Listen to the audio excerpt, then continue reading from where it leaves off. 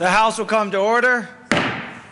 The Pledge of Allegiance this morning will be led by Noah London, Anna Rios, Jesse Rivera from Strive Prep Sunside Campus in Denver.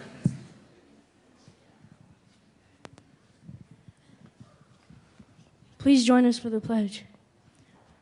I pledge allegiance to the flag of the United States of America and to the republic for which it stands, one nation under God, indivisible, with liberty and justice for all. Mr. Kohler, please take the roll. Representatives Becker, Buck, Buckner, Conti, Corum, Court, Representative Court, Absent. absent. Del Grosso. Representative Del Grosso in the back. Dorr, Duran, Everett, Exum, Guys. Thank you. Representative Exum, See, that wasn't so bad. Fields, Fisher, Foote, Garcia. Representative Court is present. Gardner. Representative Gardner. Giroux. Janal. Hamner. Holbert. Hollinghorst. Representative Hollinghorst. Humphrey. Joshi. Kagan. Kraft-Tharp. Representative Kraft-Tharp. Labuda. Landgraf. Lawrence. Lebsock. Lee. May. McCann. McLaughlin. McNulty. Melton. Mitch Bush. Moreno. Representative Moreno. Murray. Navarro. Nordberg. Pabon. Peniston. Pedersen. Primavera. Priola. Rankin. Rosenthal. Ryden. Sane. Salazar. Schaefer. Scott. Representative Scott. Scott. And right? Okay. Scott absent. Singer. Sonnenberg. Stevens. Swam. Representative Swam. Zabo. Representative Scott is present. Tyler. Vigil. Waller. Wright, excuse, Williams. Wasn't even there yet. Representative Williams. Got it. Wilson. Wright, excused. Young. Speaker Ferrandino.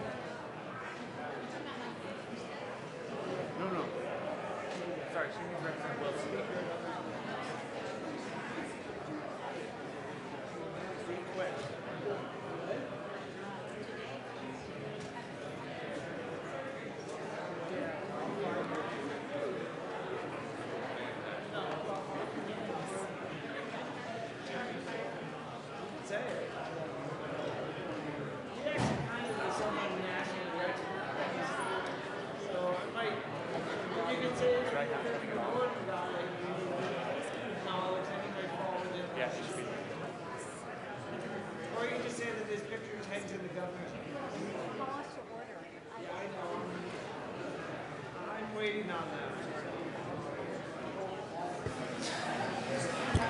With 64 members present, 1 excused, the quorum is present. Representative Wilson. Thank you, Mr. Speaker. Colleagues, if I might have your attention, I believe that this exercise of the dispensation of the journal has become rather mundane. Therefore, on this mundane Monday, I need your assistance to get the date right. I move that the reading of the journal of Friday, March, I've got 20, who'll give me 21, 21, 21, who'll give me 21, I need 21, 22, now 23, I need 23, 23, now 24, 24, now 25, 25, 25, now 26, now 26, now 27, now 28, now 20, I've got 28, I've got March 28. I move that the reading of the journal of Friday, March 28th be dispensed with and that it be approved as corrected by the chief clerk. Who'll give me an aye? Hold on. All those in favor say aye. Aye. All those opposed, no. The motion is law passed. Representative Williams, announcements and introductions. Thank you, Mr. Speaker. And today I have visitors from Steck Elementary from House District 7. And if the students would stand up, it's Palisade Peach Day. And if you would just welcome them to the Capitol. Representative Bryden. Thank you, Mr. Speaker. I'd like to have Representative Duran, Representative Primavera, and Representative May join me here in the well. As some of you may know, last night was the United Veterans Committee annual dinner, and several of our members were honored. And Representative Giroux, are you here? Please come down. So members who were given the annual awards by the United Veterans Committee include our Joint Budget Committee members, Representative Duran, Representative Giroux, and Representative May, and our own Representative Diane Primavera for her great work for veterans. Please thank them, members. Representative Duran. Thank you, Mr. Speaker, and I do also want to recognize Representative Wrighton as well, because when we were at this event last night with the United Veterans Committee, it was amazing how many people knew Representative Wrighton, knew all the work that she's done for the last several years, and so I want to thank you as well. Representative Buckner. I would very much like to introduce to this body the newest member of the Buckner family, Darian Sage Buckner, 6 pounds, 12 ounces, 20 inches long, and the daughter of my son, granddaughter of Rep. Buckner and his wife, Janet. Thank you very much. Congratulations, Representative Buckner. Yeah. Representative Rosenthal. Thank you, Mr. Speaker. Appreciate this opportunity. So would like to announce an event or remind all the members of an event that we're co-sponsoring with Representative Stevens to celebrate all of the sister cities in Colorado and all the wonderful work they're doing to establish relationships globally to further education and social connections and artistic and business connections around the world. Representative Stevens. Yes, thank you. And members, I think this is going to be a full day of activities, and we would appreciate if you can show up if you have the time or if you're not in approps on Wednesday morning for some breakfast, and then we have a lunchtime, correct? We have do we have the dancing thing going on? That's in the morning. That's in the morning? Okay. So we have the dragon dancing in the morning, which is going to be fun. I grew up with that overseas, and it's really a lot of fun. So we hope that you'll be able to attend and certainly enjoy the day with the rest of the representatives of sister cities. Thank you, Representative.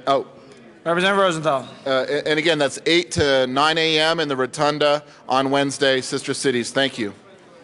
Representative Primavera. Thank you, Mr. Speaker. For members of the Public Health Care and Human Services Committee, we will not be hearing House Bill 1323 tomorrow. Any further now? Representative Hamner or Representative Murray?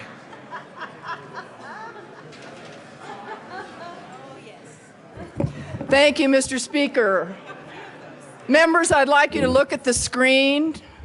You're looking at my rock garden with a new baby that has been planted. It's the claret cup cactus. And I was very remiss on Friday. I meant to tell you that the Botanic Gardens was having their cactus sale this last weekend, so this was from the Botanic Gardens. But if you go to any garden store, you should be able to ask them for the claret cup cactus. If you look, eventually that will clump out and it will fill in that whole area. So it's a marvelous cactus. Go for it. Representative Hamner. Well, thank you, Mr. Speaker. And colleagues, I have a special tribute I'd like to offer today. And I have some special guests here as well. I didn't know if you knew that today is the 50th anniversary of the Wilderness Act. And today we're recognizing the National Wilderness Preservation System. There'll be a special presentation in the West Foyer today at noon. But I also wanted to mention to you, you've heard me come down to the well and talk about how I represent the most beautiful House district in Colorado, and not many tend to disagree with me. There's also a correlation between the number of ski resorts in House District 61, and it should come as no surprise that House District 61 also has the greatest number of wilderness areas. So today, I want to call your attention to the fact that Colorado has 24 million acres of federal public lands, which represents about 36% of our total land base. And I think, as you know, this supports why many of us live in Colorado. There are so many opportunities for outdoor recreation.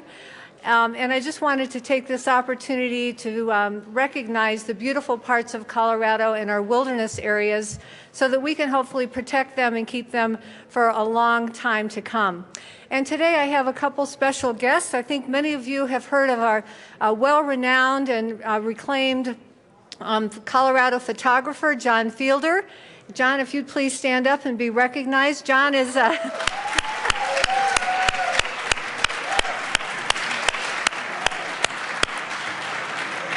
And you see, John, I didn't even have to introduce you. Everyone knew about your beautiful photographs, many of which are on display downstairs on the first floor, so I hope you get a chance to see them.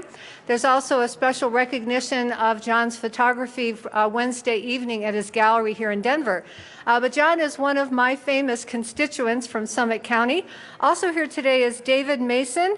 David is a poet, and I believe you all have a copy of one of his poems. Between the two of them, these gentlemen have worked so hard to promote Colorado's beauty through their art, their poetry, and their photography. I also have others here visiting at the Capitol, and I'd like to welcome all of you, and I hope you enjoy the celebrations today. Thank you. Seeing no further announcements or introductions, I think we are going to see if we're waiting for a tribute from the Senate. I doubt we have it.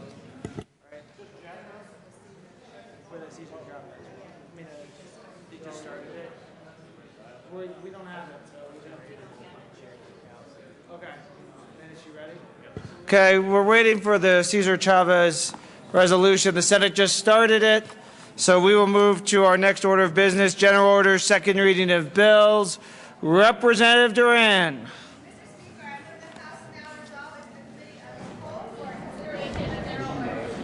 See, you've heard the motion. Seeing no objection, the House will resolve itself in the committee hold for consideration of general orders. Representative Duran will take the chair.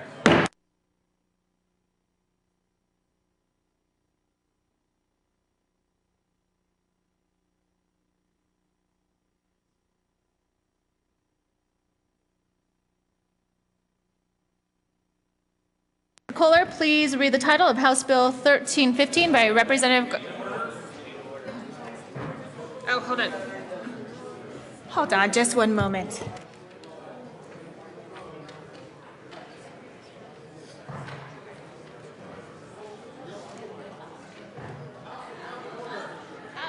Thank you very much. I'm so appreciative of all my friends on this side of the aisle that like to yell what I should be doing.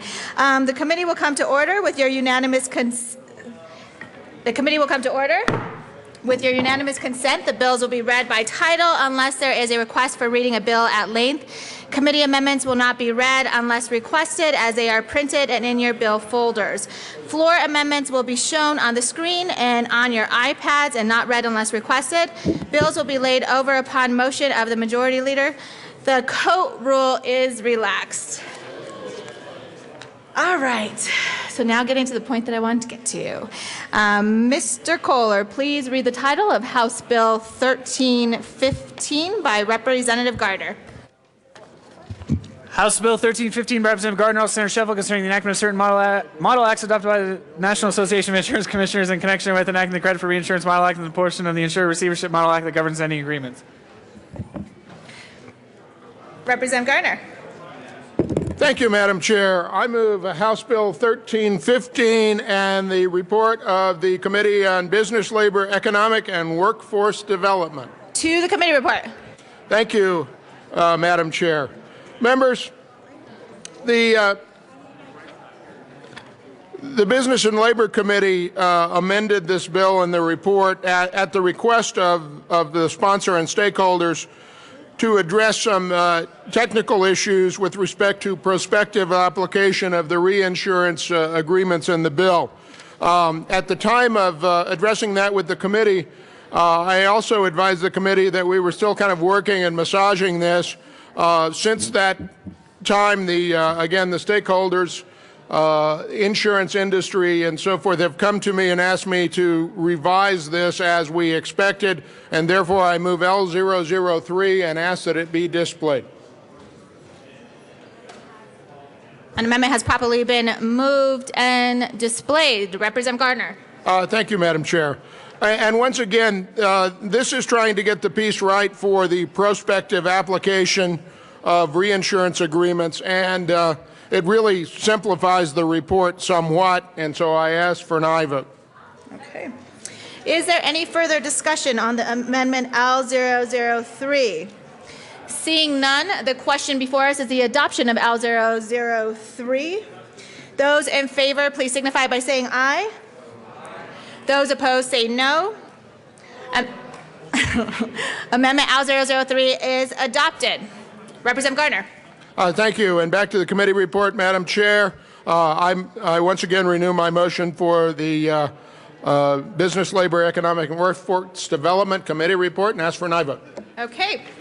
Is there any further discussion on the committee report? Seeing none, the question before us is the adoption of the committee report. Those in favor, please signify by saying aye. Those opposed, please say no. The committee report is passed.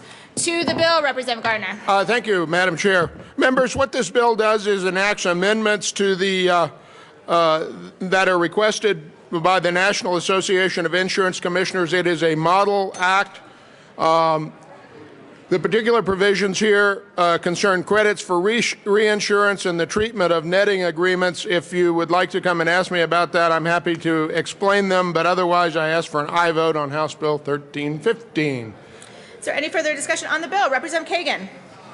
Thank you, Madam Chair. And Representative Gardner, I'm just interested on the current law. Is there no credit given for ceding of risks to other insurance companies at the moment? Representative Gardner.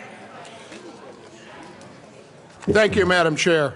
Representative Kagan, under current law, in order for an insurance company to receive a reinsurance credit, the reinsurance must either be held with a U.S. licensed reinsurer or 100% collateralized. What 1315 does is reduces the reinsurance collateral requirements for certified reinsurers that are licensed and located in so-called qualified jurisdictions. Under 1315, the state's authorized to approve qualified jurisdictions, so the State Insurance Commission will approve those qualified jurisdictions, and they can choose to adopt the list of qualified jurisdictions that's created through the NAIC committee process, so that there will be credit for reinsurance. Representative Pabon. Thank you, Madam Chair. And so if I know we're on the bill, but I think it's important because this is part of the bill now. The provision that we struck said that credit wouldn't be allowed then for reinsurance contracts other than life annuities or accident and health entered into or on before the date of certification. Is that the case, and why, again, can you explain to me why that is? Representative Gardner. Yes, thank you. I'm sorry. Could you sort of restate the question? This is a technical bill, and I want to make sure I understand the question and can respond.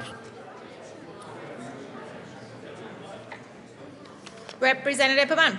Thank you, Madam Chair. So your amendment, L003, struck this particular reinsurance contract from allowing a credit on page 23, lines 6 through 16. That was the amendment that was made to the committee report, and I'm just trying to understand, given we're in the discussions about reinsurance, why this particular type of reinsurance contract was struck from the bill. Representative Gardner. Thank you, Madam Chair. Well, what we were trying to do there, Representative Pabon, is deal really with the prospective application of reinsurance agreements and the effective date. So this striking is pretty technical with respect to the bill, but what we were trying to do is choose the date for reinsurance credits to be the date that the insurer was certified by NAIC. Everyone agreed that that was the right date. All of this was, the language you see there was an attempt to try to do it, and the more that it got massaged, the worse it got, and finally everybody said, no, we were better to leave it alone, which is, in fact, takes it back to what the Model Act originally was, Representative. Are there any further questions regarding House Bill 1315? Seeing none, the question is the passage of House Bill 1315 as amended. All of those in favor, please signify by saying aye. Those opposed, say no. House Bill 1315 as amended is passed. Mr. Kohler, please read the title of Senate Bill 135. Whenever you're ready. Senate Bill 135 by Senator Brophy, also Representative Wright, concerning the repeal of certain provisions concerning the purchasing of firearms in states that are contiguous to Colorado. Oh, yeah. Would somebody like to lay over Senate Bill 135? Assistant Majority Leader Pabon. Thank you, Madam Chair. I move to lay over Senate Bill 135 to the end of the calendar. Senate Bill 135 is laid over as requested. Next up, Mr. Kohler, please read the title of House Bill 1045 by Representative Primavera. By House Bill 1313 by Representative McLaughlin. House Bill 1313 by Representative McLaughlin, concerning the requirement that the owner of a pet animal provide a valid rabies vaccination certificate prior to registering the animal with the county. Representative McLaughlin. You need to move the bill first. Thank you, Madam Chairman. I would move House Bill 1313. There is no committee report. Okay. To the bill, Representative McLaughlin. Thank you, Madam Chairman. I would, at this time, offer Amendment L001 and ask it be displayed on the screen. Representative McLaughlin, would you like to move the amendment? I would like to move the amendment as well. Representative McLaughlin has moved L001 and is properly displayed. Representative McLaughlin, would you like to explain the amendment? Yes, thank you, Madam Chairman. Members, this is this amendment is for clarification purposes.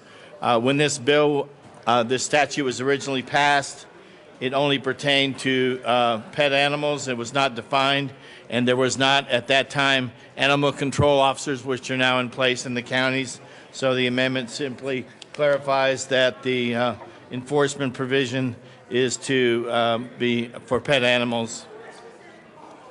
And then I can address the Okay. Is there further discussion on Amendment L001? Seeing none, the question before us is the adoption of L001. All of those in favor, please signify by saying aye. Aye. Those opposed, please say no. L001 is adopted. And members, I'm having a difficult time hearing up here, so members, please show some respect and take your conversations to the side. It's very difficult to hear. It's getting louder and louder as we go through this process. Excuse me, and don't make me call out the press table, because I will. Representative McLaughlin. Thank you, members. The purpose of this enactment is to clarify that the requirement to have a rabies animal vaccine apply in counties which have chosen to enforce that is to cover both dogs, cats, and ferrets. There's been an outbreak of rabies, especially on the western slope, and so we are simply making it clear that if the counties wish to enforce that and adopt that resolution, it's a county favorable statute, then it would apply to dogs, cats, and ferrets, which are the three types of mammals which would be covered by this statute. I ask for your support, please. Thank you. Representative Fisher. Thank you, Madam Chairman. This is a good bill. We heard it in the House Agriculture Committee last week, and I urge you all to vote yes. I think it's just a good clarification about which pet animals need to be vaccinated for rabies and allow the counties to determine whether or not they can they will issue licenses on that basis. And so I think this is a good public health bill, and it doesn't have anything to do with livestock. So dogs, cats, and ferrets are the only animals covered, and I urge an aye vote. Representative Szabo. Thank you, Madam Chair. And I would move L002 and ask that it would be displayed. And members, this amendment, I believe, is a friendly amendment. It simply says that with these rabies shots for these various animals, that it would need a signature of a veterinarian, or if he or she takes an online course educating him or her about the potential dangers of vaccinations. I ask for an aye vote. L002 has been moved and properly displayed. Is there anybody who would like to speak on this amendment? Representative Giroux, who's already in the well. Thank you, Madam Chair. This is an outrage. This is taking the rights of our animals, our parakeets, our dogs, our cats, our turtles. This is taking our rights away. I ask for a no vote. Representative McLaughlin. Thank you, Madam Chairman. Members, we've had a lot of discussions about inoculations, vaccinations, and rabies, and this is an unfriendly amendment. It makes light of a situation that is very serious.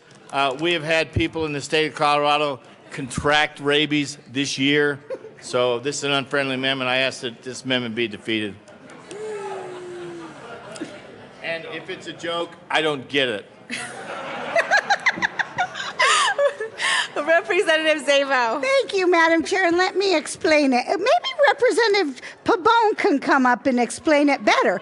I think he had a bill similar to this, and you know, if we're going to do it for one group, we got to do it for every group. Is there any further discussion on L002? Representative Sane. Thank you, Madam Chair. And just like the bill, this amendment, counties already have the power to do it. So I urge a no vote. I urge a yes vote on the amendment, no on the bill. Seeing no further discussion, the question before us is a passage of L002. All of those in favor signify by saying aye. Aye. Those opposed, please say no. No. L002 fails. To the bill. Seeing no, Representative Sonnenberg. Thank you, Madam Chair. And through the testimony, we heard that this is indeed some sort of clarification, but the truth is counties can already do this. They already have the ability to do this. Counties do this. we don't need the bill. I would ask for a no vote. See, Representative McLaughlin. Thank you, Madam Chairman. Thank you, Representative Sonnenberg, for bringing up this point. However, the testimony in the committee was that there seems to be some confusion, especially with respect to some of the smaller counties, whether or not this power existed at the county level because of some ambiguity on the opinions of the local county attorneys. So the purpose of this statute is to, and this amendment is to clarify the duty which rests with the county. So again, I would ask a aye vote on this bill. Thank you. Representative Sonnenberg. Well, thank you, Madam Chair, and I'll be a little more specific. If the testimony was from Colorado Counties Incorporated, person that testified was that they need clarification because some county attorneys are not in the rural areas are not as smart as the county attorneys in urban areas. That's not the fact at all. The fact is they can already do this. We don't need a bill to change that. I would ask for a no vote on the bill. Representative Lebsack. Thank you, Madam Chair. And in all due respect, I did hear the testimony as well. I understand the representative was offended by some of the comments. However, the bill was brought for some of the small counties who needed further clarification of the statute. And I think it provides that clarification. Representative McLaughlin was willing to run this on behalf of the smaller counties in Colorado who did have a concern. This is clarification language of an existing statute, and it's a good one. It's good for public health. Seeing no further discussion on the passage of House Bill 1313, the question before us is the passage of House Bill 1313. All of those in favor, please signify by saying aye. Aye. Those opposed, say no. No. House Bill 1313 is passed. Mr. Kohler, please read the title of House Bill 1045 by Representative Primavera. House Bill 1045 by Representative Primavera, Senator Aguilar, concerning the continuation of the breast and cervical cancer prevention and treatment program. Representative Primavera.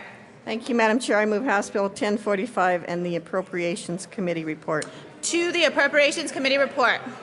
Thank you, Madam Chair. The Appropriation Committee added an appropriation clause, and they eliminated a statute requiring an appropriation from the Department of Public Health and Environment to transfer tobacco tax monies to the Department of Healthcare Policy and Financing for breast and cervical cancer treatment.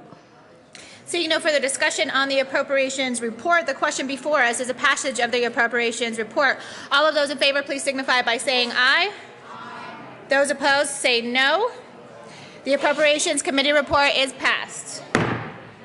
To the bill, Representative Primavera.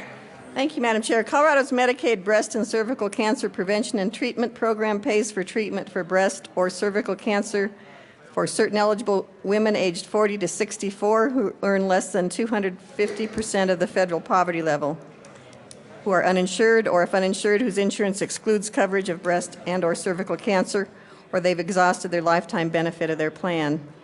The breast and cervical cancer prevention program is funded through a combination of state and federal funds, with the federal government paying $1.86 on every state dollar to cover and treat BCCP women through our state Medicaid program.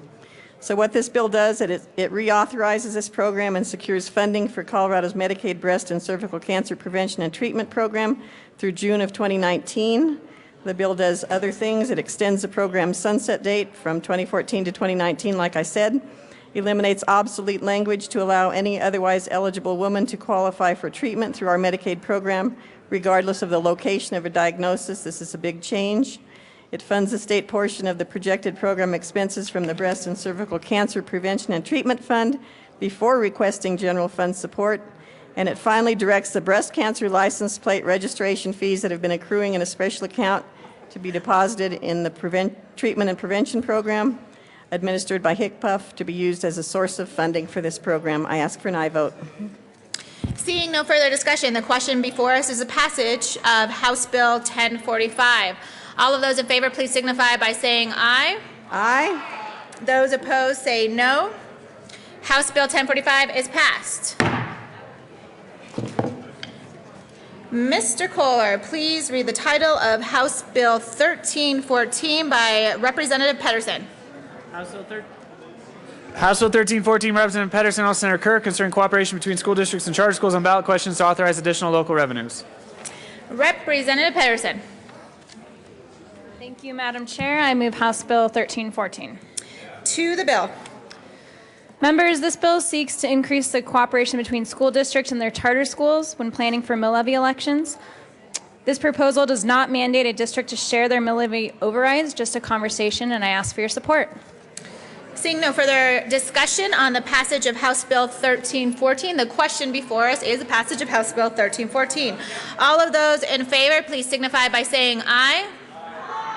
Those opposed, say no. House Bill 1314 is passed. Mr. Kohler, please read the title. Oh, Majority Leader Hollinghorst. Thank you, Madam Chair. I move to lay over House Bill 1330 until April 7. The motion is to lay over House Bill 1330 until April 7th. Was that correct, Majority Leader Hollinghorst?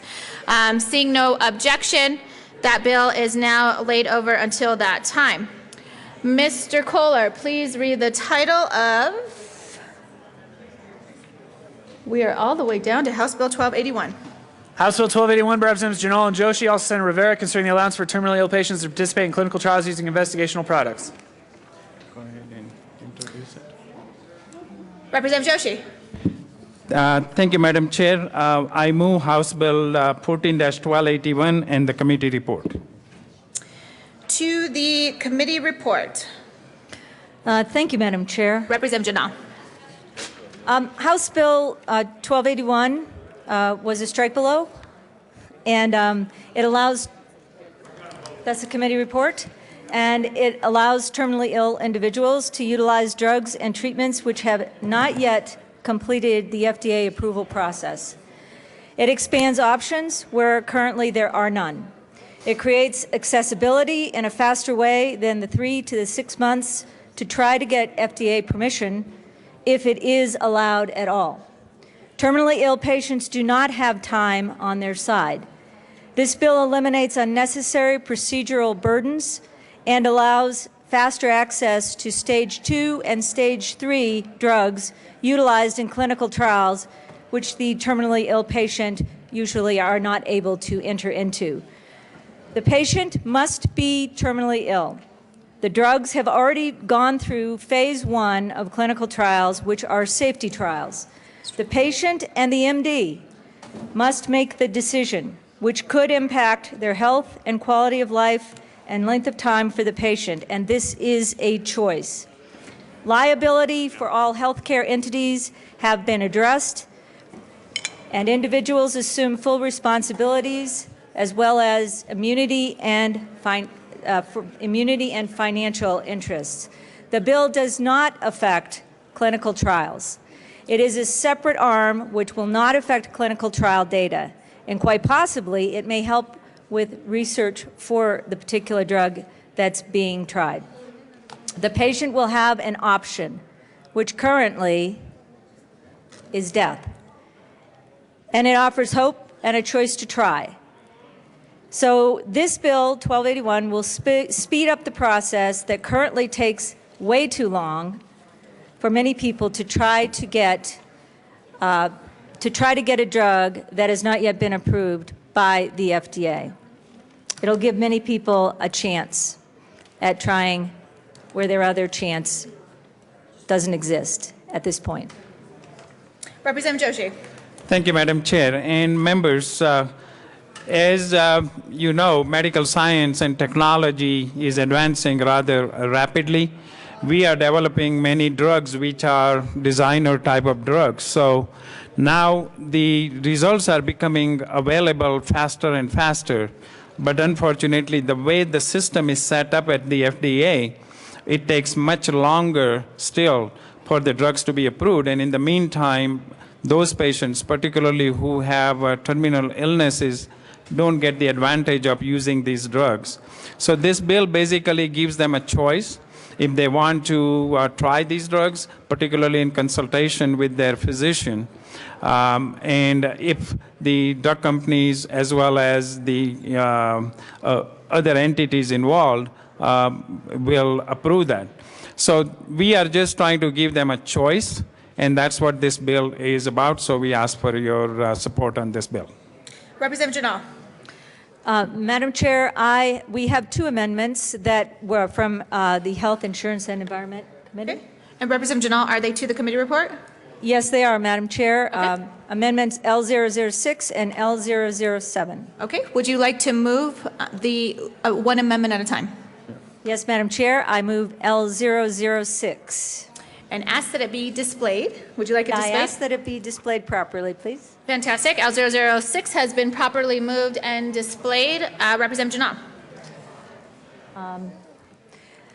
What this does, Madam Chair, is it basically changes the title, to a shortened title, to access to treatments for terminally ill patients, because there are more than just drug treatments, there are device treatments, and there are other types of treatments that could be utilized. So okay. It's access to treatments for terminally ill patients. Seeing no further discussion on Amendment L006, the question before us is a passage of L006. If you are in favor of passing L006, please signify by saying aye. Aye. Those opposed say no. L006 is adopted. Representative Joshi. Thank you, Madam Chair. And I move L007 and ask it to be displayed. Okay. L007 has been moved and properly displayed. Representative Joshi. Thank you, Madam Chair. Members, this issue came up in the committee discussion. One of the issue was what would happen if patients go on experimental drugs. So this was brought from the insurance industry for further clarification. Most of the item is in the last paragraph, where if a patient, eligible patient, begins the treatment, then actually we don't want them to be dropped out for their pre-existing conditions, and that's what this amendment is doing, and we ask for a yes vote on this amendment. Okay. Seeing no further discussion, the question before us is the passage of L007. All of those in favor, please signify by saying aye. Aye. Those opposed, say no. L007 is adopted. All right, we're back to the committee report. Representative Janal. Madam Chair, I move the committee report. So the committee report has already properly been moved, and we are still debating that. Is there any further discussion on the committee report? Representative Fields. Thank you, Madam Chair. Thank you. I'd like to thank the bill sponsors for bringing House Bill 1281. I think it's a very significant bill that requires our attention. What troubles me the most about this bill, though, is the insurance carrier can decide to drop the coverage after someone goes into treatment. And I'm concerned about how that would impact the family members. So I'd like to move Amendment L008. L008 has been properly moved and is displayed on the screen. Representative Fields. Thank you. Representative Janal, I'm sorry I did not get a chance to share this with you prior to this morning. I was just thinking about my own personal experience. I lost my dad due to a trial situation with drugs, and fortunately it was covered because it was approved. What concerns me about this is you have people who are going into these situations trying to prolong and extend their lives, which is a good thing, but then it leaves the estate and the patients and maybe the sister or the brother having to pay for the medical expenses. And I'm concerned about them having to absorb the medical bills that may be associated due to this trial drug situation. So basically what this amendment does, it says that when the person dies, that you can go after the estate, but you cannot go after the heirs. So the heirs are not going to be liable for any kind of outstanding medical expenses that's associated with hospice care and those kinds of things. So for that, I urge an aye vote. Representative Janal. Thank you, Madam Chair. I believe this is a friendly amendment, and I would ask for a yes vote. Representative Joshi. Thank you, Madam Chair, and thank you, Representative Fields. I also agree it's a friendly amendment, and I don't have any problem. Question before us is a passage of Amendment L008. All of those in favor, please signify by saying aye. Those opposed, say no. L008 is passed. Back to the committee report.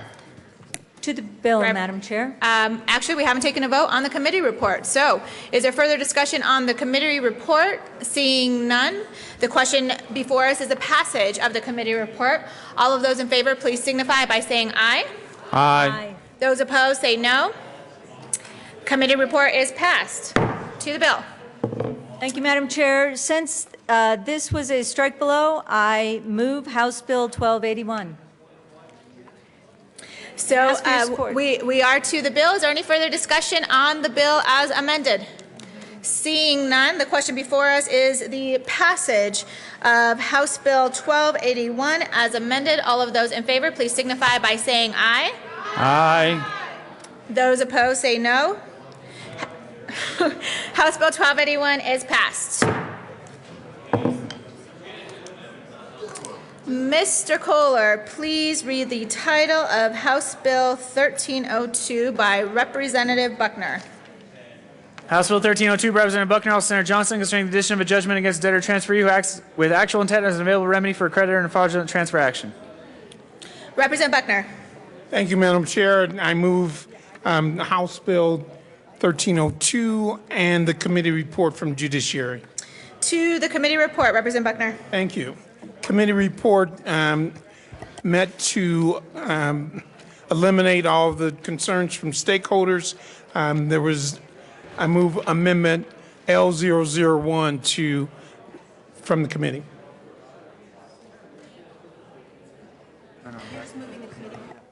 I'm moving the committee report. Yes, to the committee report, Representative Buckner. Committee report took care of the issues related to the stakeholders.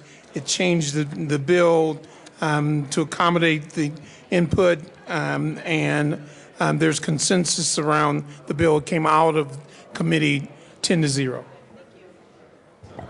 All right, seeing no further discussion on the committee report, the question before us is a passage of the committee report. All of those in favor, please signify by saying aye. Aye. Those opposed say no. The Judiciary Committee report is passed. To the bill, Representative Buckner. This bill is designed to add some additional penalty to a judgment that has been made through a court process, and when a person fraudulently hides assets to avoid payment of the judgment, the penalty has been increased so that it's not just paying a judgment, it now is paying 150% of the judgment. That seemed reasonable, everyone agreed to it, and so I move the acceptance of House Bill 1302. Okay, is there any further discussion on House Bill 1302? Seeing none, the question before us is a passage of House Bill 1302. If you are in support, please signify by saying aye. Aye. Those opposed say no. House Bill 1302 is passed. Majority Leader Hollinghurst. Thank you, Madam Chair. I move the committee rise and report. You have heard the motion. Is there any objection? Seeing none, the committee will rise and report.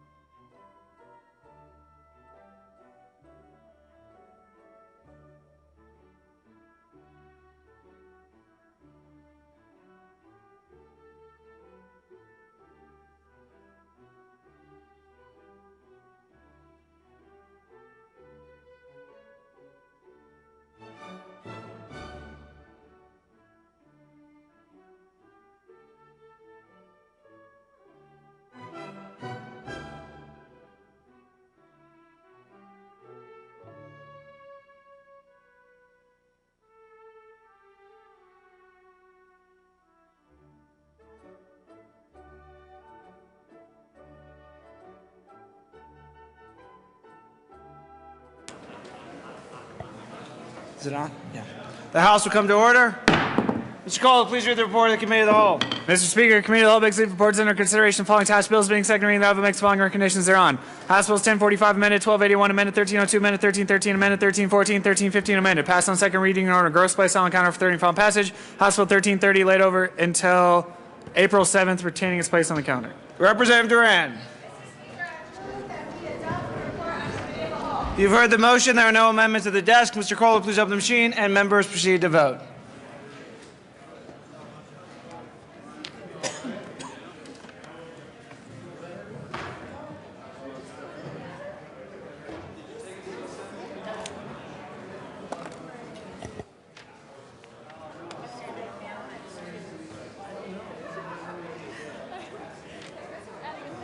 Yeah, I know. Maybe you have to get out and never at the desk. Representatives Everett, Gardner, Kraft-Tharp, Landgraf, Murray, Scott, Stevens, Williams, and Wilson. Because that's all they did. You can explain. What's the number? 24? 24. Just have that last page.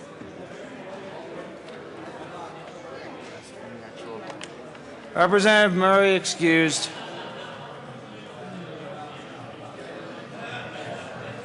Close the machine. With 63 members. It's already closed. 63 members present, 0 excused, 0 absent.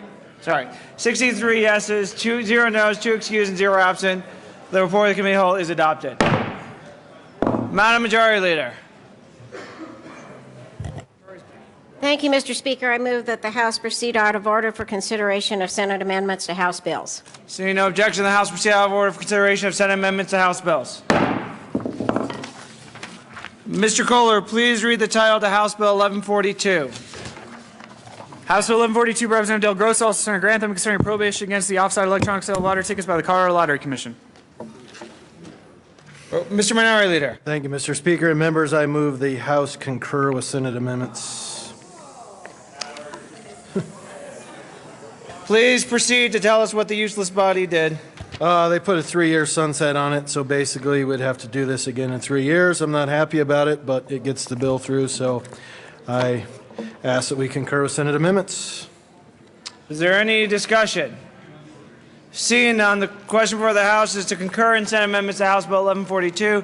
Mr. Kohler, please open the machine, and members proceed to vote.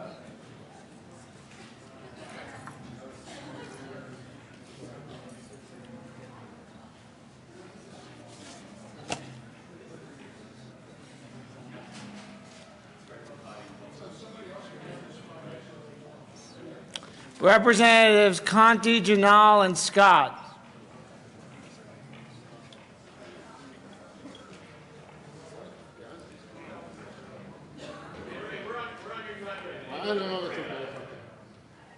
You can't vote remotely, Representative Scott.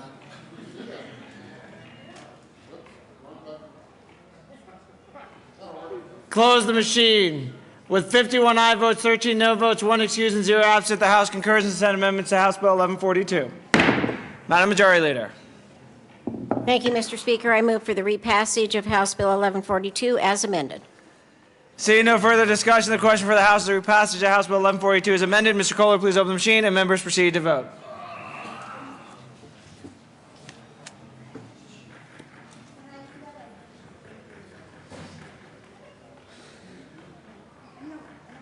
Representatives Buck and Lebsack.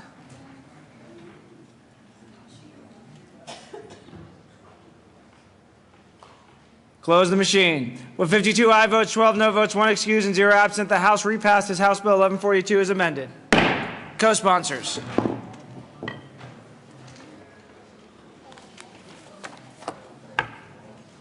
Close the machine. Mr. Kohler, please read the title of House Bill 1100. House Bill 1100, Representative Swama, Pabon, all Senator Grantham, concerning the use of title documents to give notice of characteristics of motor vehicles that affect a vehicle's value in connection with making appropriation. Representative Swam. Thank you, Mr. Speaker. Members, I move to concur with the Senate on House Bill 1100. Please explain what that body that shall not be named did. Members, the Senate made some relatively minor changes, I think the most important of which was to harmonize House Bill 1299, which deals with salvage branding of vehicles, to correspond with what's going on in this bill. So there were some other relatively minor changes, but Representative or Assistant Majority Leader might have some additional comments. Mr. Assistant Majority Leader. Thank you, Mr. Speaker. And what the primary amendment did is harmonize 1299 to say if House Bill 1299 passes, which is a removal of a 6-year exemption, then that provision will not take effect in House Bill 1100.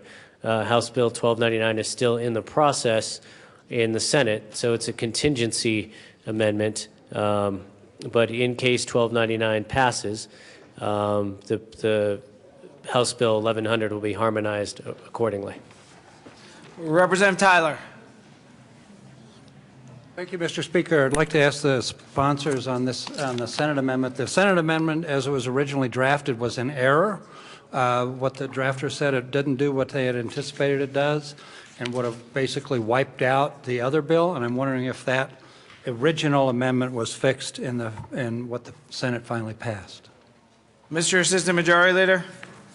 Thank you, Mr. Speaker. And that amendment was stricken and replaced with the language that says if House Bill 1299 passes, then I believe it's Part 3 or Part 2 of House Bill 1100 will not take effect. So it's a clean amendment. Seeing no, Representative Tyler. Thank you, Mr. Speaker. Thanks for that clarification. I greatly appreciate it. Let's vote for concurrence here. Seeing no further discussion, the question for the House is to concur in Senate amendments to House Bill 1100. Mr. Cole, please open the machine and members proceed to vote.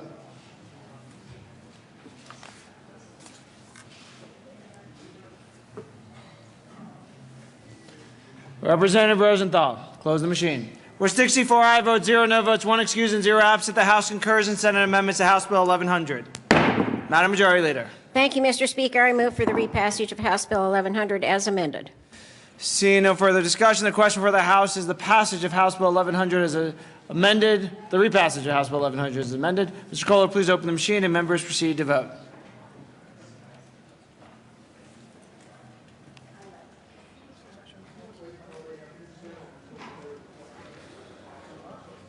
Representative May.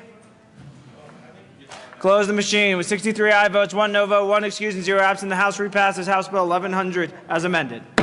Co-sponsors.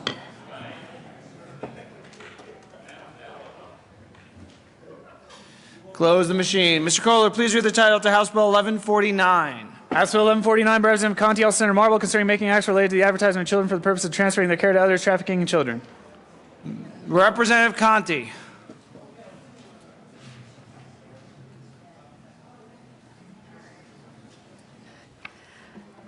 Thank you, Mr. Chair. Speaker. My apologies. It's okay. Representative Conti. Mr. Speaker, thank you so much. I move that we reject Senate amendments. Ask for permission to go outside the scope. Okay. I did too. I forgot this. Do we need a brief recess? Yeah, we can pass this. The House is going to stand in a brief recess.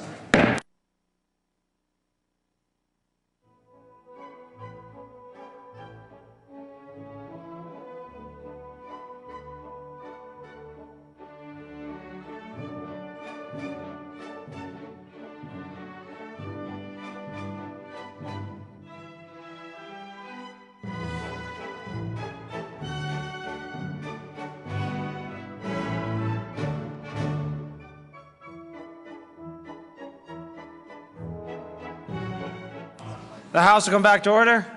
Madam Majority Leader. Thank you, Mr. Speaker. I move to lay over House Bill 1149 to the end of the calendar. Seeing no objection, House Bill 1149 will be laid over to the end of the calendar. Hold on. Move out of order. Are we ready for SJR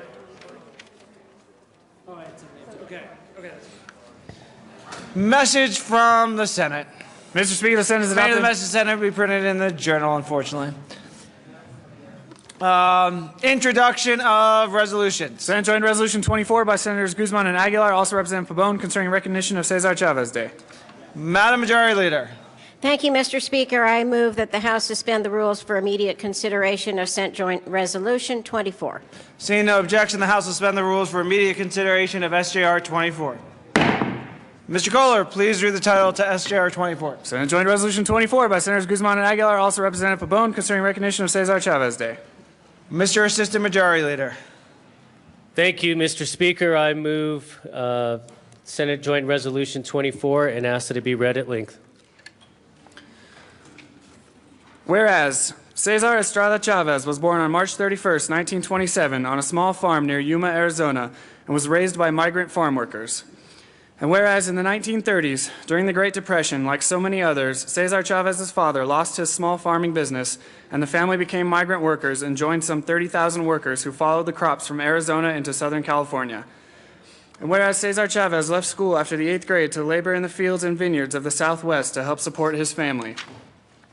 And whereas in 1944, at the age of 17, Cesar Chavez joined the Navy and served in World War II. And whereas after experiencing years of discrimination and unfair working conditions, Cesar Chavez dedicated his life to improving the plight of farm workers through struggle, sacrifice, and self-denial. And whereas Cesar Chavez formed his own organization in 1962, the National Farm Workers Association, which later became the United Farm Workers of America, UFW, to help farm workers like himself win equal rights and fair treatment.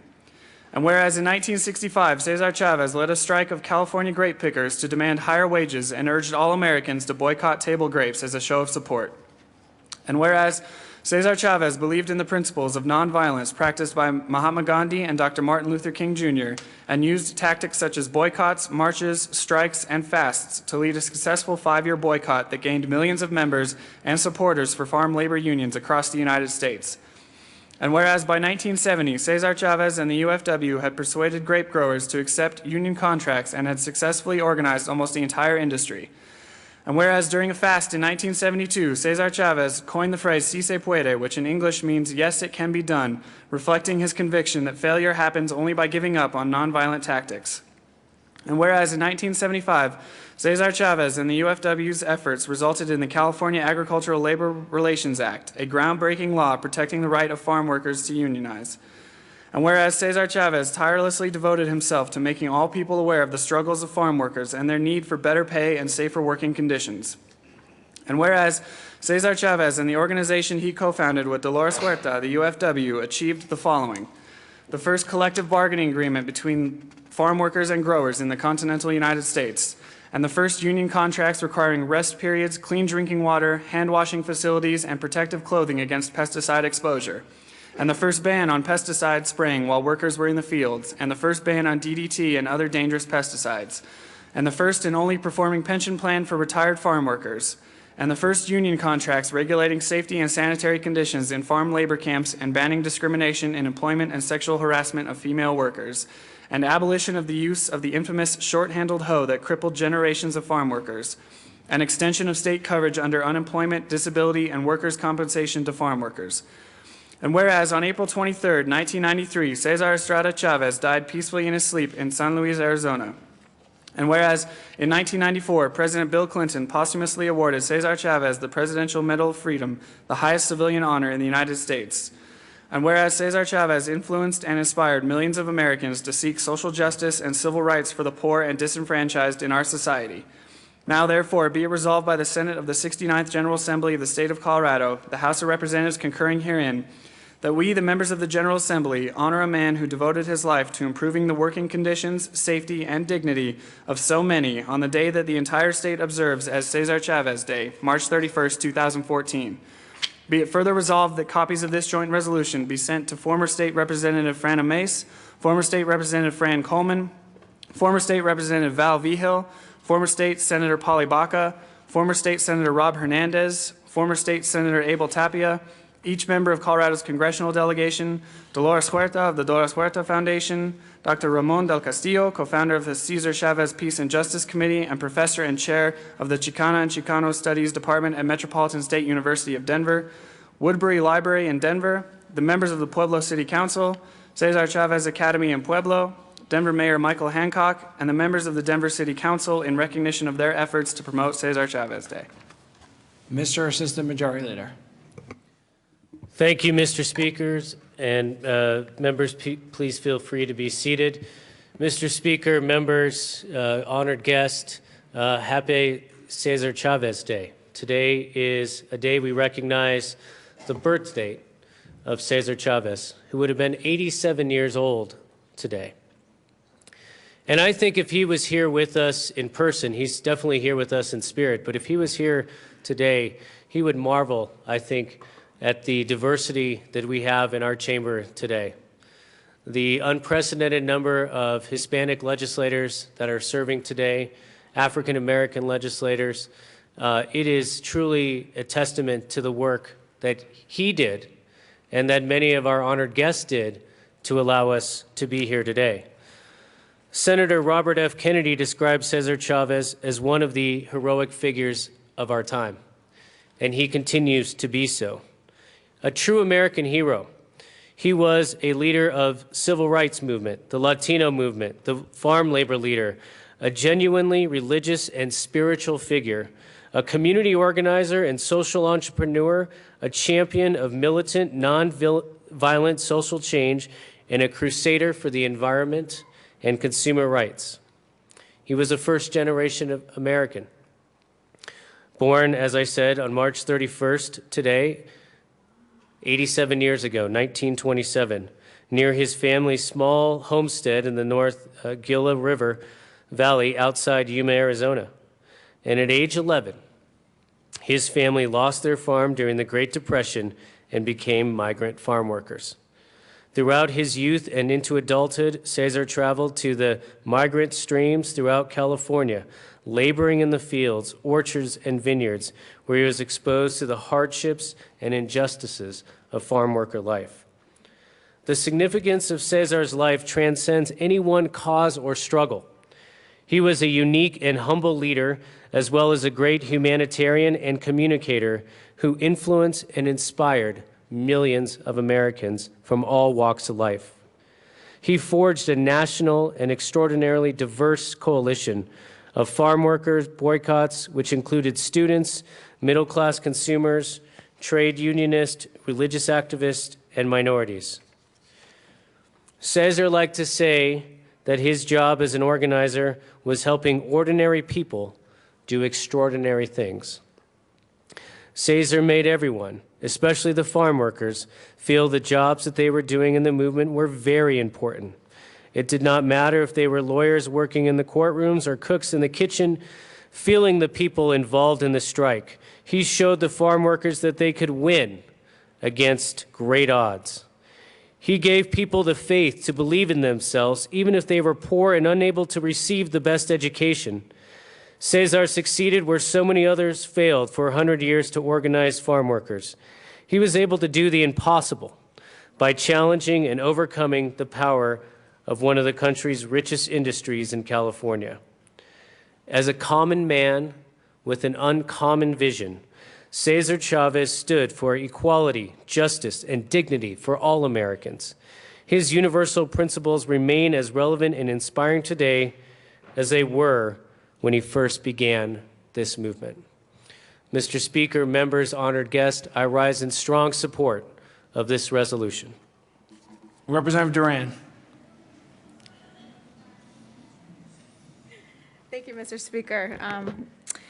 So members, it is with great pride that I stand in support of this resolution as well. And when I think about the United Farm Workers of America, and I think about Cesar Chavez and so many leaders that came before us, they were truly instrumental in where I ended up and being here in front of all of you. When I was about 15 years old, I traveled to a small town in California called Watsonville, California. And there, the UFW was trying to organize strawberry workers to be able to have a voice for decent wages, a voice for safety, a voice for health care.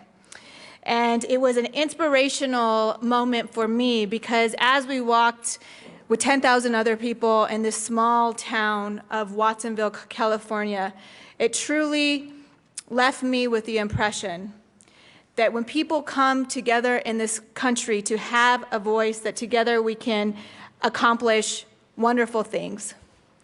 And it was a moment that I will never forget and has always stuck with me for quite some time. And that spirit, I think, has been why we have seen so many important issues advocated for in this chamber, and why there has been accomplishments along that role as well. But one person in particular that I think absolutely has to be recognized, who has never had a holiday named after her, who never received as much of the spotlight, but who worked day in and day out with Cesar Chavez, was a co-founder of UFW, Dolores Huerta. And that is why I move Amendment L002 and ask that it properly be displayed. The amendment is properly displayed. Representative Duran. Thank you, Mr. Speaker. And this issue goes to an issue that we've had in this country for quite some time. You know, on Friday, we had a wonderful conversation about recognizing the accomplishments of women in this country when it comes to business, when it comes to government, when it comes to politics. And so that's why I'm moving Amendment L002, because I think it is appropriate that on days that we recognize Cesar Chavez, that we always recognize Dolores Huerta as well. And what this amendment says is, whereas when recognizing Cesar Chavez, it is only right to recognize the accomplishments of UFW co-founder Dolores Huerta for her work on behalf of farm workers. And whereas Dolores Huerta brought forward a unique voice on behalf of women to ensure all workers had fair representation.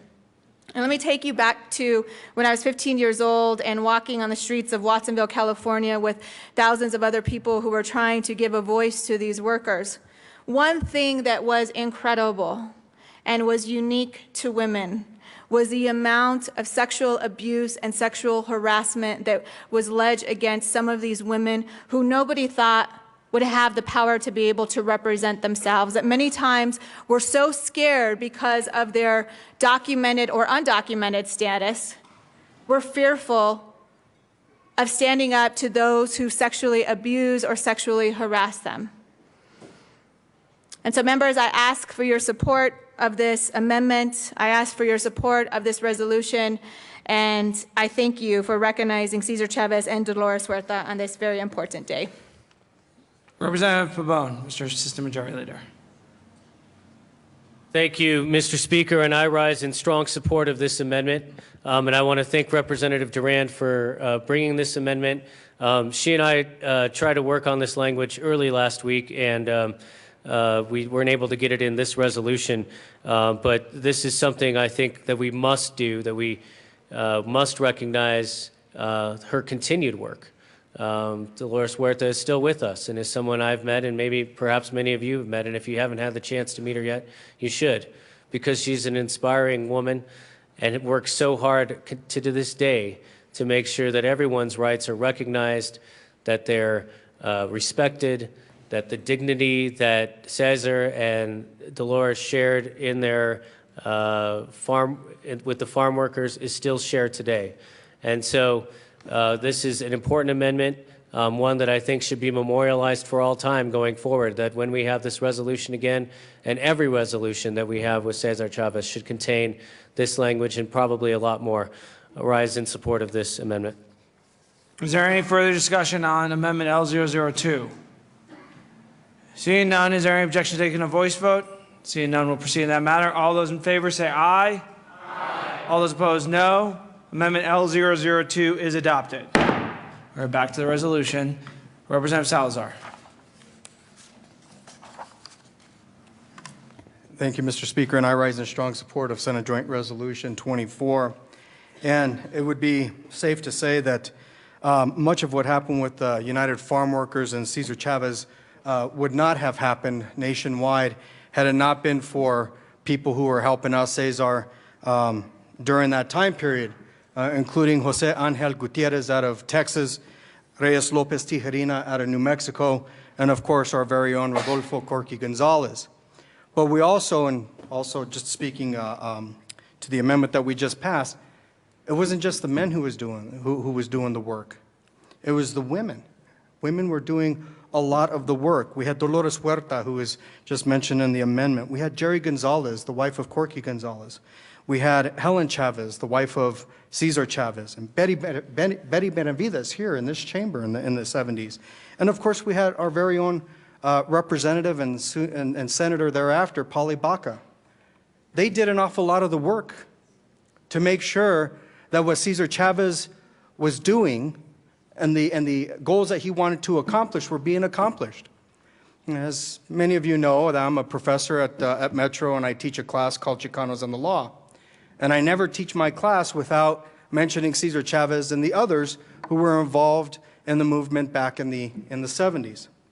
And there's a funny story about the Great Boycott here in Colorado. And the story is, and Senator Baca will recall this, is that even the very basic human need of having toilets out in the fields was denied to these workers. They were denied by the farm owners.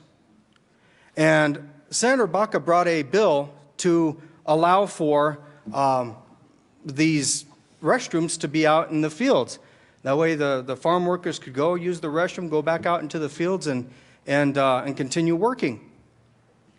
And that was voted down.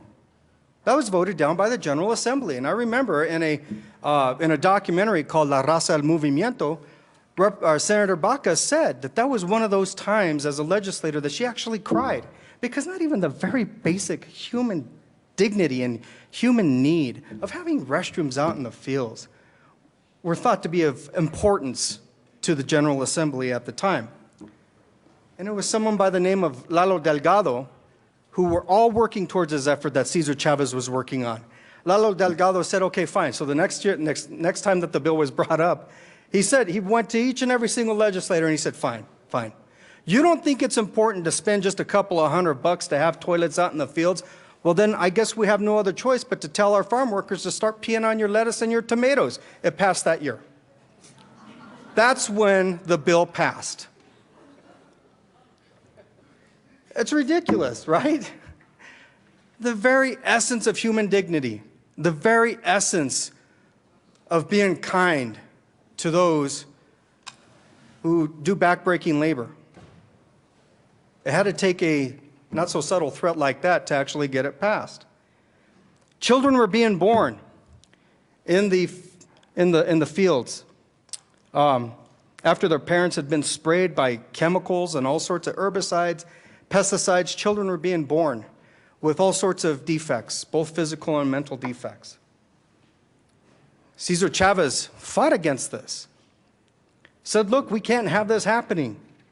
We can't have farm workers out in the fields toiling away for 12, 14, 15 hours a day for cents on the bushel and then being sprayed by chemicals, which results in health consequences to not only the farm workers but also the children.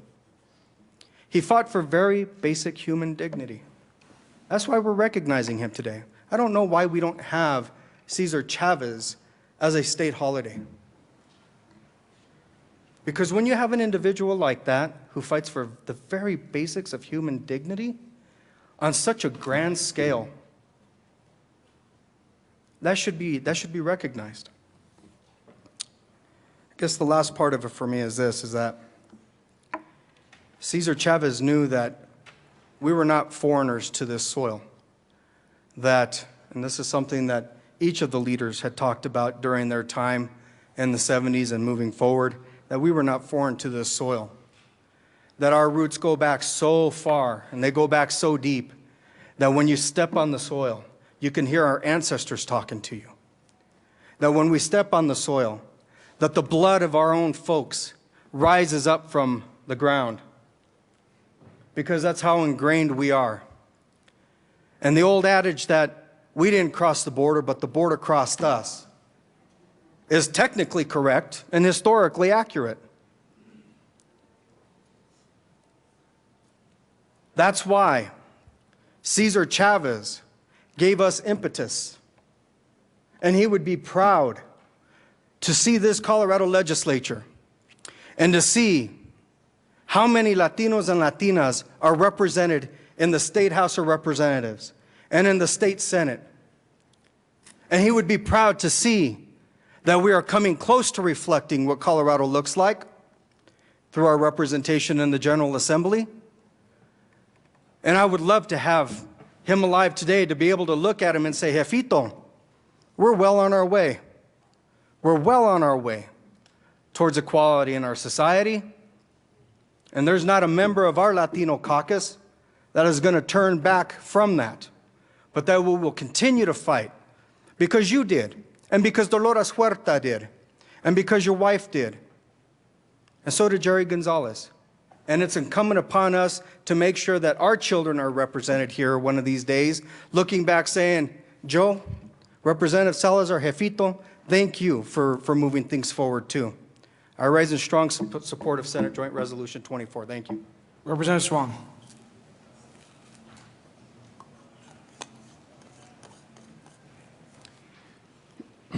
Thank you, Mr. Speaker. Members, I rise in support of this resolution as well. I'm going to do something I've done for the last 3 years on Cesar Chavez Day, because I think, to some degree, I'm going to read a portion of Wikipedia and what it says about Cesar Chavez and the stance he took on immigration. I'll just leave it at that, and I'll let the words in the Wikipedia speak for themselves. The UFW, the United Farm Workers, during Chavez's tenure was committed to restricting immigration.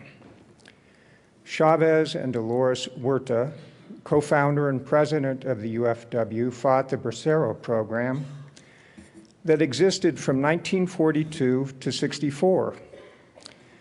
Their opposition stemmed from their belief that the program undermined U.S. workers and exploited migrant workers. Since the Bracero program ensured a constant supply of cheap immigrant laborers for growers, immigrants could not protest any infringement of their rights, lest they be fired and replaced. Their efforts contributed to Congress ending the Bracero program in 1964. Now it goes on, there's other things it says about Mr. Chavez's involvement with immigration, and I think actually they may have evolved over time, but I think he understood the connection between, as many labor leaders who preceded him, understood the connection between bringing in relatively inexpensive foreign labor to get jobs done and undercut the value of the labor of American workers. Thank you. Representative Williams. Thank you, Mr. Speaker. And I rise in strong support of SJR 24. You know, Cesar Chavez, what he was and what he stood for to the Latino community is a lot, and he had a lot of commonality to what Martin Luther King stood for the African American community. He was influenced by Gandhi also. They both fought for equality. They both fought for labor rights. They fought for civil rights using nonviolent tactics. Cesar Chavez brought together communities for the greater good. He brought together the Filipinos and he brought together the Latinos to fight and work together for farm workers. My colleagues tell me that he was a very humble man. I did not get to know him, but what he stood for was for equality. So I stand here today and tell my colleagues that the members of the Black Caucus stand together with the Latino Caucus, and we are proud to serve along with you and what Cesar Chavez and Martin Luther King stood for.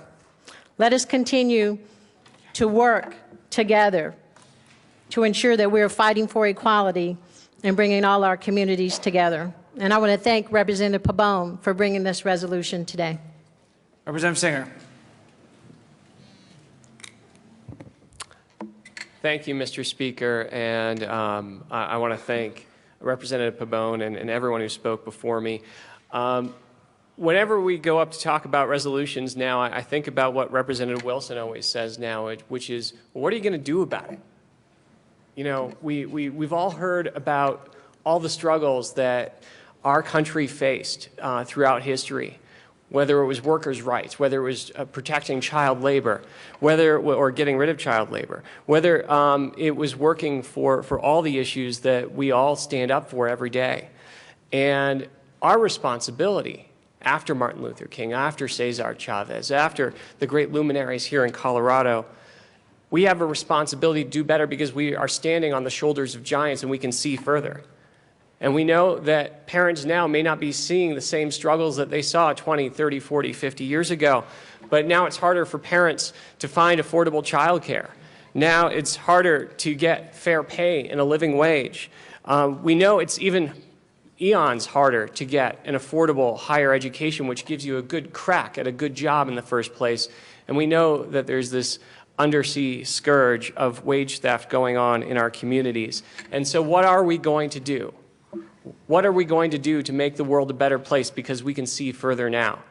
And that's what I take from this resolution in remembering Cesar Chavez, is that we have a responsibility to take it the next step further.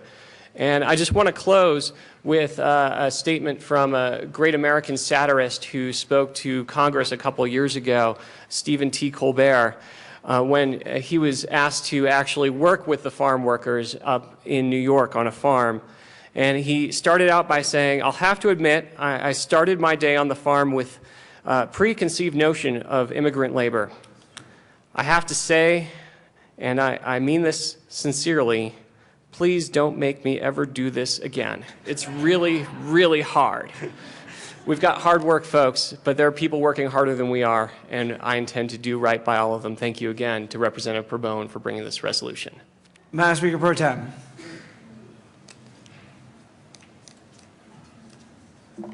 Thank you, Mr. Speaker. Representative Pabon, I stand in strong support of Senate Joint Resolution 024. And I'm so proud to be able to stand in the legacy of Cesar Chavez. Because when I think about what we just celebrated last week, we were talking about farmers. And we were talking about the characteristics that goes into play when you have a farm. But what I think was missing from that dialogue is the workers. And that's what Cesar Chavez stood for. He stood for the farm workers. And I can remember what it was like for farm workers who had to endure living conditions on those farms. They were kind of stuck in these camps, and some of these camps did not have running water. And their working conditions were hard and they were long. Oftentimes, they were forced to use these tools, these short tools. It talks about it in the resolution, the short handle hoe that would cripple the farm worker for generations. So I'm proud to talk about the workers, the people who worked those farms. They were exposed to dangerous chemicals, and a lot of times they worked alongside their family members. So oftentimes there were children that were also working the farm as well. I want to thank God for Cesar Chavez and for all that he did for the United Farm Workers, because what he did is he looked at the surroundings and he saw the inequities that were going on around him, and he chose to do something about it. What he chose to do?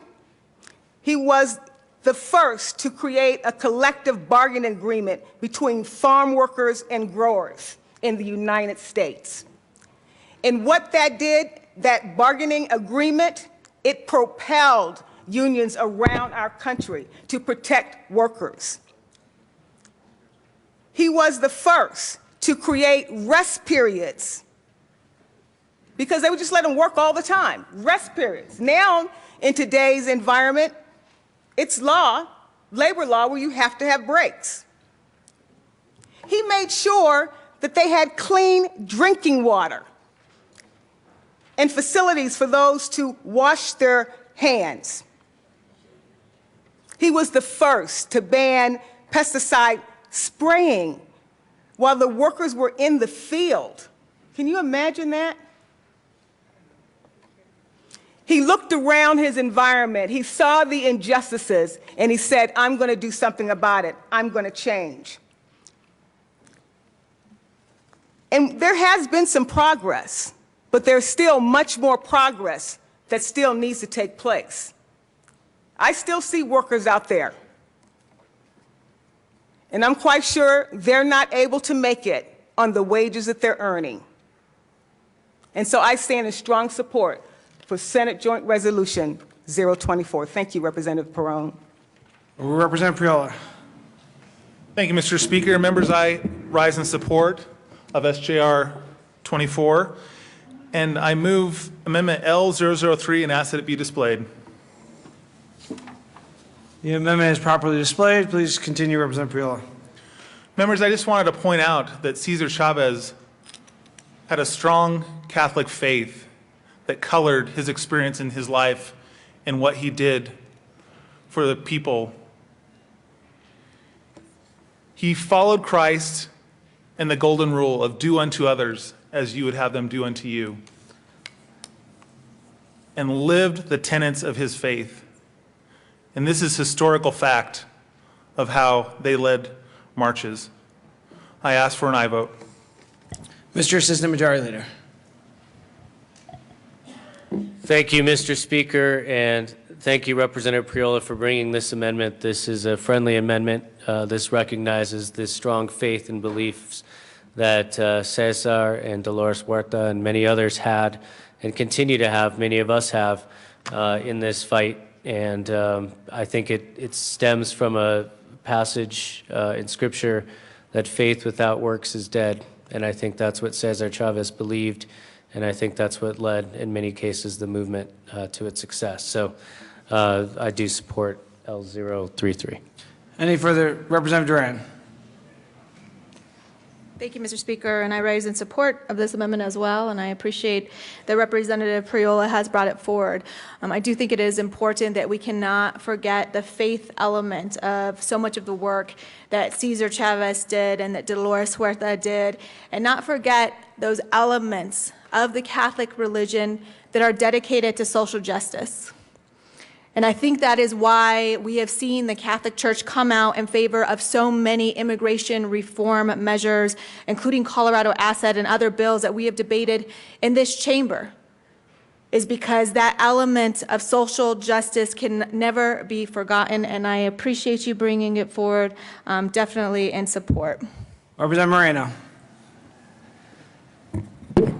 Thank you, Mr. Speaker. I too rise in support of Amendment L003.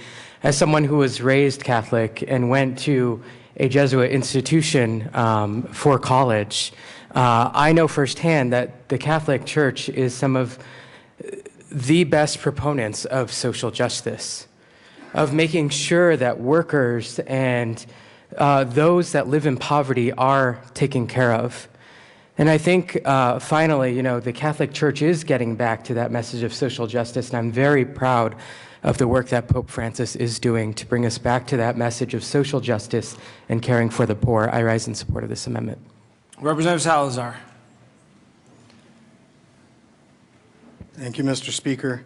And I didn't properly thank Representative Pabon for bringing this bill, and I know that we're on the amendment.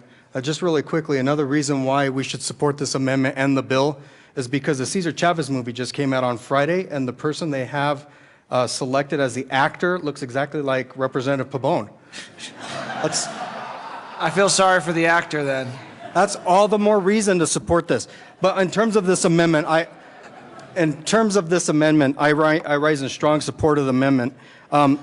Matthew 25:40 says, "The king will reply, 'Truly I tell you, whatever you did for one of the least of these brothers and sisters of mine, you did for me.'" And that speaks loads in terms of what Cesar Chavez did for those who are toiling out in the fields day in and day out in inhumane conditions. He made their lives better. And I know that his God is probably pretty doggone proud of him for doing that. So I rise in strong support of this amendment. Thank you. Thank you, sir. Representative Kagan. Thank you, Mr. Speaker, and I rise in strong support of this amendment. And I want to bring to the attention of this august body the fact that 4 or 5 years ago I brought a bill to improve the wages and working conditions of sheep herders on the western slope. And it was designed to implement some of the vision that Cesar Chavez exhibited throughout the 20th century. And that bill to improve the wages and working conditions of sheep herders was supported devoutly by the Catholic Church, continuing its tradition of supporting those that Cesar Chavez was trying to help. And so I think it's only fitting that the valuable social role of the Catholic Church in Cesar Chavez's work be acknowledged here by this amendment, and I urge and I vote in support of it. Representative Court. Thank you, Mr. Speaker. Well, you all have heard me come up here and talk about the 60s before. Some of us were actually around during the boycott of the 60s. In fact, I was a Valley girl in the San Fernando Valley in Southern California, and I remember hearing about this, and, you know, it was like a different world that I didn't know anything about. But I remember going to my mother and saying, we can't eat grapes for a while. I know that it's the wrong thing to do. So she stopped buying grapes, and I was really proud of her. Thank you. Okay, is there any further discussion on the amendment? Seeing none, the question for the House is the adoption of Amendment L003. Is there any objection to taking a voice vote? Seeing none, we'll proceed in that matter. All those in favor say aye. Aye. All those opposed, no. Amendment L003 is adopted. We're back to the resolution. Representative Buckner. Thank you very much, Mr. Speaker. I come down in strong support of the resolution. I have a very short list of heroes in my life. Cesar Chavez is one of them. And the reason is very simple.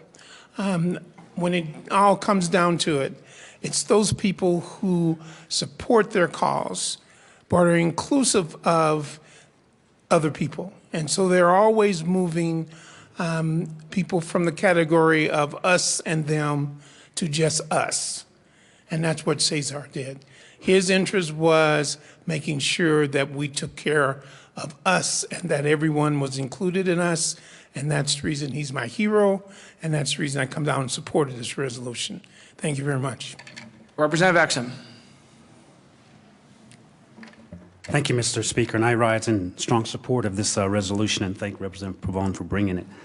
Yesterday they had a march in Colorado Springs, and I couldn't make it, but I just want to share just a little letter that I wrote in support of that march, and it goes like this. I would like to thank the Colorado Latino Forum in partnership with other organizations for organizing the first Cesar Chavez Day March on Sunday, March 28th in Colorado Springs.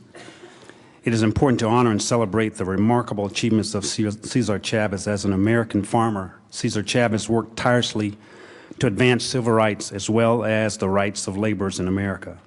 His leadership and nonviolent tactics advocated for human rights and fairness for are admirable and something which we should all strive to embody. And as a state representative, I strongly support the work of Cesar Chavez standing up for the disenfranchised in America. And the last thing I'd like to share, there's a scripture in the Bible that talks about what we do for others will last. And I stand in the shadows of Cesar Chavez and the work that he did. And what he did for others will last. And I hope that what we're doing here will last for others to come. Thank you. Is there any further discussion? Mr. Assistant Majority Leader.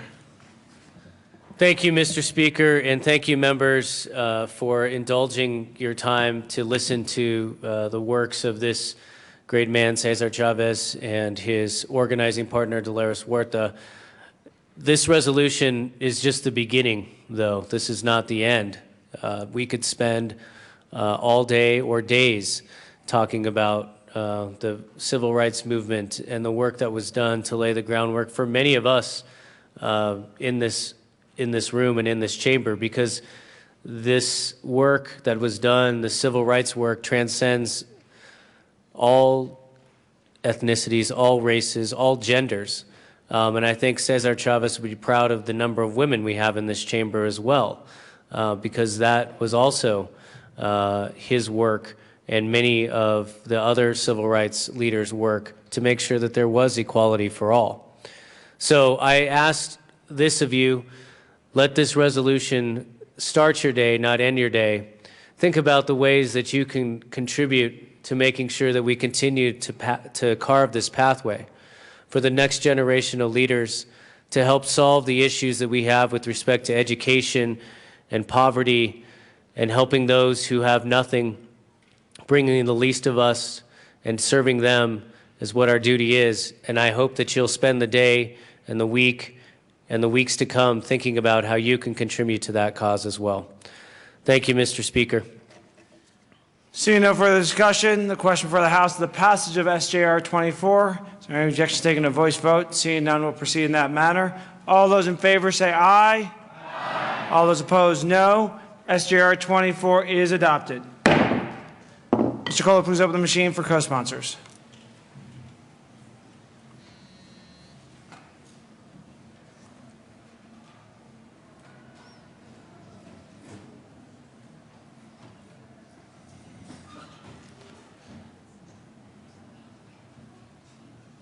Is there anyone left who wants to co-sponsor?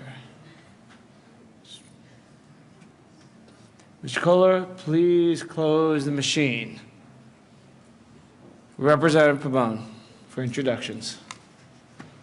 Thank you, Mr. Speaker. And members, we do have several honored guests with us today. My fear in the number of guests that we have is that I will unintentionally, of course, omit someone's name, but I'm just going to go through this list briefly, Mr. Speaker. And there are some also former members with us as well, and so I will try to get their titles right. So Deidre Garcia, Susie Velasquez, Nita Gonzalez, Senator Polly Baca, School Board Member Rosemary Rodriguez, Representative Frana Mace, Representative Fran Coleman, Senator Rob Hernandez, Ron Montoya, Rudy Gonzalez, Lisa Calderon, John Lucero, Danae Esgar, Eloy Garduno, Olivia Mendoza, Sonia Guterres, Dr. Esteban Flores, Representative Val Vigil, Rick Palacio, and School Board Member Arturo Jimenez. If you would, please join me in welcoming them to the chamber.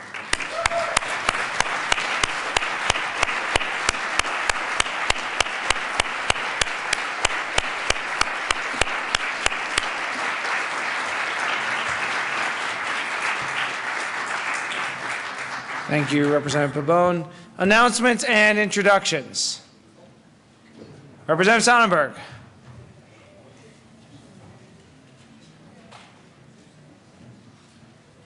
Thank you, Mr. Speaker, and I don't want to take anything away from the day being having to do with the resolution, but members, today's opening day of the Rockies season and baseball. Go Rockies. Representative Singer. Thank you, Mr. Speaker. Members, the Colorado Children's Caucus will be meeting upstairs in the Senate committee room to talk with children currently in foster care and children who have aged out of the foster care facing the challenges. And April is the beginning of Child Abuse Prevention Month. So be looking for your fact sheets, and I'll be filling you in every day. Thanks. Representative Dorr. Thank you, Mr. Speaker. I'd like to introduce a group of students from Eads High School. Off to my right here and sitting on the bench. They are visiting us today at the Capitol. Give a warm welcome. Thank you. Representative Williams. Thank you, Mr. Speaker. Members of the Business, Labor, Economic Workforce Development Committee, we have no bills in committee this week, so enjoy, and we'll get back to work next week. Thank you. Representative Ryan.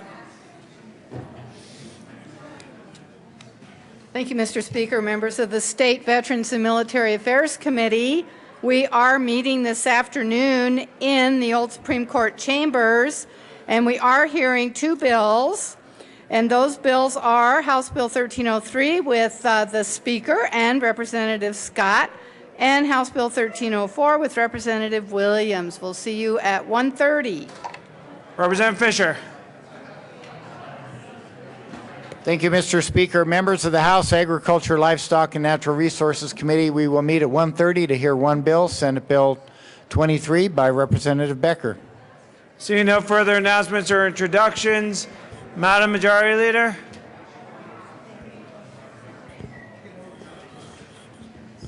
Sorry to interrupt. Madam Majority Leader. Thank you, Mr. Speaker. I move that the House stand in recess until 1 p.m., at which point the House will adjourn until tomorrow, April 1st at 9 a.m. Be very careful.